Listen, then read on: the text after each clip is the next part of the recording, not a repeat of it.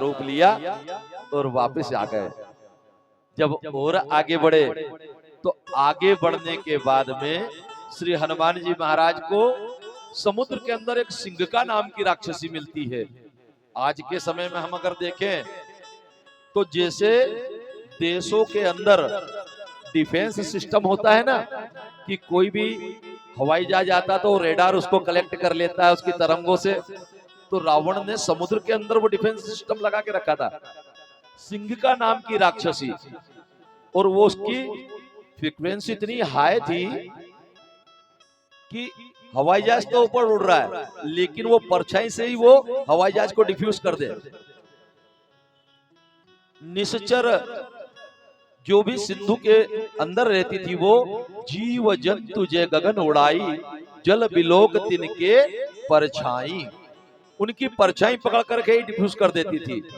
और गह ही छाक सक सो न उड़ाई, यही विधि सदा गगन चर खाई। अब अगर इसको हम थोड़ा सा और गहराई से समझ ले, क्यों? क्योंकि हम तो सुंदरकांड को समझने बैठे हैं। आपको पता है कि जैसे मैंने 2 दिनों में आपसे निवेदन करा कि इतना ऊपर का भाग हमारा 10% है और बाकी का भाग 90% है इस संसार में। लेकिन एक और बात समझ ले कि जो हम पूरे शरीर के साथ यहां पर है ना, वो हम 10% है।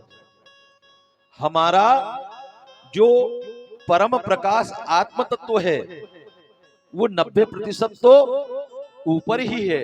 हमको इस संसार की माया ने वो 10% में पकड़ रखा है और 10% में पकड़ा हुआ वो 90% भी कुछ नहीं कर पा रहा। वो डिफेंस सिस्टम ये माया ही है, जिसको हम कहते हैं ना कि रेडार पकड़ने की विधा, ये माया है। ये संसार की माया ने जब हमको पकड़ा तो हम क्या करते हैं, 4 युग में घूमा करते हैं। ये पृथ्वी 4 युग में घूमा करती है। सतयुग में जाती है, फिर त्रेता में आती है, फिर द्वापर में आती है, फिर कलयुग में आती है, फिर सतयुग आ जाता है। 28 चतुर्युगी हो चुकी है, ग्रंथ ऐसा कहते हैं। यानी इस सर्किल से हम बाहर नहीं निकल पाते। निकल पाते हैं क्या? देवताओं का भी जन्म हम बार बार सुनते हैं कि ये विष्णु भगवान ये बन के आए, फिर कृष्ण बन के आए। वही हम अन्य देवों का भी सुनते हैं कि सुग्रीव, फिर बाली, फिर और आगे दुर्योधन, फिर भीष्म पितामह।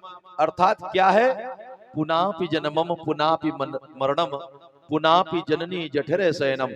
अर्थात इस साइकिल में हम घूम रहे हैं और इस साइकिल में घूमते घूमते हमारे को कितनी चतुर्युगी हो गई है, 28। हम इससे भी मुक्त नहीं हो पाए हैं। और अब वो समय आया है कि हम लोग, आप और हम मुक्त हो सकते हैं। ये कई 100 साल के बाद में आता है। और कब आता है इसको वैज्ञानिक तरह से समझ सकते हैं। धार्मिक रूप में तो मैं आपको समझा नहीं पाऊंगा, लेकिन वैज्ञानिक तरीके से समझा देता हूं। कैसे? कि 26,000 वर्षों के बाद इस जो हम जिस पृथ्वी पर रहते हैं इसका एक सूर्य है जिसको हम कहते हैं आकाश गंगा। ऐसे ही आकाश गंगा का कई अनंत आकाश गंगा, जैसे खंडवा में केवल एक घर नहीं है, अनंत घर है ना। अब हर घर का जो मुखिया है वो सूर्य है, हर घर का मुखिया सूर्य। वैसे ही पूरे खंडवा का जो मुखिया होता है उसको हम विधायक कह सकते हैं, उसको सांसद कह सकते हैं ना। वैसे ही ऐसी अनंत आकाश गंगाएं हैं, तो उनके बीच में एक सूर्य होता है जो हमारी आकाश गंगा का सूर्य है। इसके साथ में इसके 11 ग्रह और हैं। 9 ग्रहों की तो हम पूजा करते हैं, 10वां ग्रह पृथ्वी हो गया। 2 ग्रहों को छोड़ देते हैं, यम और प्लूटो। इन 2 ग्रहों को हम छोड़ देते हैं, इनकी पूजा नहीं करते। तो 12 ग्रह हो गए। इन 12 ग्रहों के अंदर हम देखते हैं कि सूर्य से ये पृथ्वी को सब कुछ मिलता है। इसमें पकना, फल फूल, अन्न, ये सारी चीजें काय से प्राप्त होती है? सूर्य से। अब हम ग्रंथों में सुनते हैं कि 12 आदित्य हैं। कितने आदित्य हैं? 12 आदित्य। तो ऐसी अनंत आकाश गंगाओं का एक आदित्य होता है जिसको कहते हैं आदित्य, या इसको अंग्रेजी में कहें तो गैलेक्टिक सन। ये जो सूर्य है इसके ऊपर आदित्य हो गया और ऐसे अनंत आकाश गंगाओं के द्वादश आदित्य के बीच में एक महासूर्य होता है, जिसका हम गायत्री मंत्र में गान करते हैं, तत् सवितु वरेण्यम। क्या कहते हैं? सविता देवता। अब वो सविता देवता जब सारे की सारी, अब सोच लो इतनी सारी गैलेक्सीज उसके सामने घूम रही है, तो आपकी आकाश गंगा जब उसके सामने आती है तो वो सफाई करता है उसकी। कौन? सविता देवता।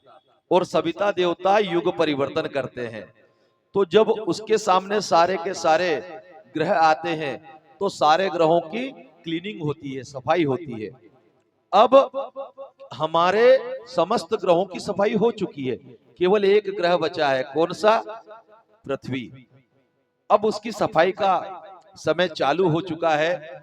यूं तो वो सफाई 100 वर्षों का समय होता है, लेकिन ये 36 वर्षों से उस पर विशेष कार्य हो रहा है।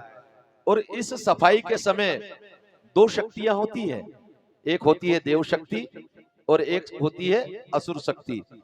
देव शक्ति के बारे में आपने सुना होगा कि देवता तो स्वर्ग में आराम किया करते हैं और वो बार बार अपने शोक और आनंद में लगे रहते हैं। अभी 1996 से 36 वर्ष का एक सर्किल चल रहा है जो 2032 तक चलेगा, और ये आखिरी 12-12 वर्षों के 3 बार के प्रयासों से धरती शुद्ध होगी। 2 बार के प्रयासों में आसुरी शक्तियों ने अपना कार्य कर लिया, देव शक्तियां कार्य नहीं कर पाई। देखिए ये गूढ़ रहस्य की बात है, आपको कथा से विषय अंतर होकर के बता रहा हूं, लेकिन आपको समझना पड़ेगा कि आपके जीवन में घटित होने वाला है ये।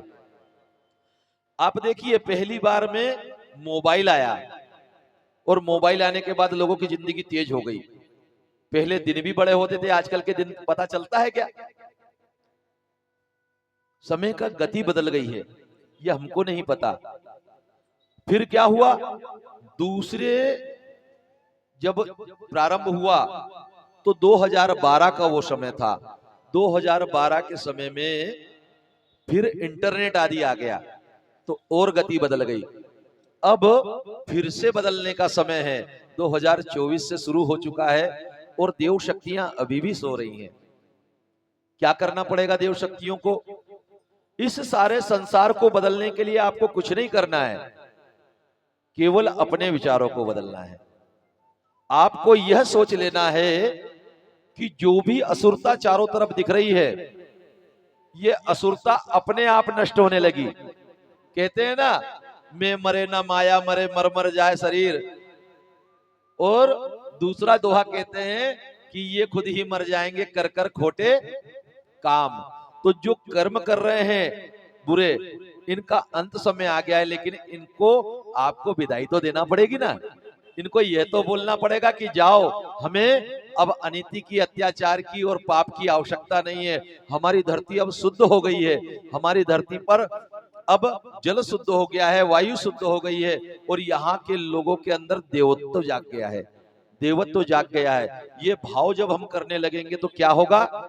लोगों में देवत्व जगने लग जाएगा और अपने आप को सुधारना पड़ेगा। सब लोगों को अच्छे रूप में देखना पड़ेगा। हमारे संसार में आकर के हमारे अंदर एक गलती आ गई है, हम लोगों की बुराई देखते हैं। हमारे ऊपर चश्मा लग गया है कि हमारे किसी की बुराई देखते हैं। हमको ये देखना पड़ेगा कि सब अच्छे हैं। चोर लबार संत मुनि ज्ञानी, जस आपन तस दूसर जानी। अगर हम संत हैं तो सबको संत समझे, क्योंकि चोर तो सबको चोर समझता है। तो इस बात को समझ ले। विषय अंतर होकर के मैंने ये बात आपसे कही है, लेकिन फिर भी ये बात उतनी ही सही है जितना कि आने वाला युग, क्योंकि इस युग में नाना प्रकार की घटनाएं घटेंगी। पृथ्वी का डायमेंशंस बदलेगा, बहुत से भूकंप और बहुत ज्यादा हवाएं, जिनको हम आंधी कह सकते हैं या जिनको हम ये कह सकते हैं तूफान आदि आएंगे। तो ऐसे समय में एक बड़ा छन्ना लगेगा, और जो भक्त लोग अभी तक कष्ट उठाते रहे वो उस नव युग में प्रवेश करेंगे।